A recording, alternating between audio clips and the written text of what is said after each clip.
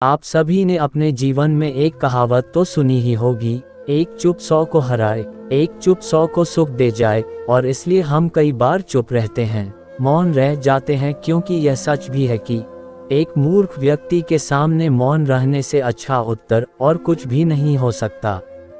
परंतु जीवन में सदैव चुप रहना उचित नहीं होता है।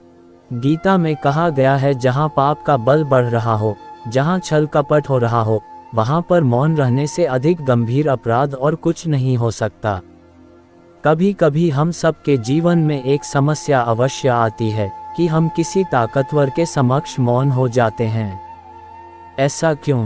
प्रायः उसकी ताकत से बचने के लिए हम मौन रह जाते हैं। मानते हैं कि ऐसा करने से हम एक विवाद से बच जाते हैं, हो सकता है कि एक संघर्ष से भी बच जाते हों, परंतु ऐसा बचाव देर सबेर एक बड़े संघर्ष को जन्म दे देता है।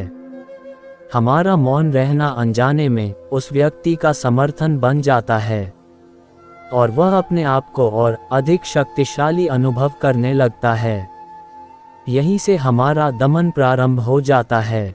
एक के बाद एक हम अन्याय में अनचाहे रूप से सम्मिलित होते चले जाते हैं, जो आगे चलकर बड़े टकराव का कारण बनता है।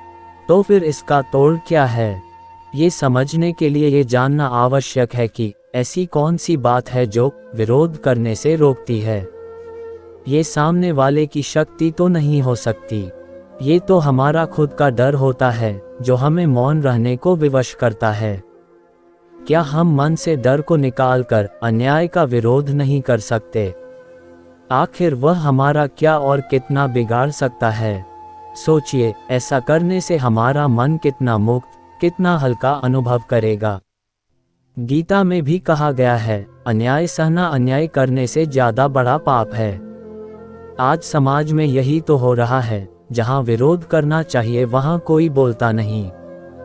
कोई बलशाली व्यक्ति कुछ भी गलत बोल दे तो उसके सामने विरोध करने की किसी की हिम्मत नहीं होती।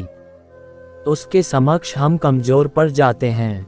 दूसरी ओर हम बोले चले जा रहे हैं जहां बोलने की कोई आवश्यकता ही नहीं, और अन्याय होता देख चुप रहकर बच निकलते हैं। क्या हम निरंतर अपराध के भागीदार नहीं बन रहे? विचार करके देखिए। इतिहास साक्षी है कि पापियों की उद्दंडता ने संसार को उतनी हानि नहीं पहुंचाई जितनी कि सज्जनों के मौन ने पहुंचाई। यदि कोई मूर्ख बोल रहा है तो मौन रहना उचित है, परंतु यदि कहीं छल हो रहा है, अपराध हो रहा है तो उठिए और विरोध कीजिए, क्योंकि आपके लिए न सही आने वाली पीढ़ी के लिए यह मौन घातक सिद्ध हो सकता है।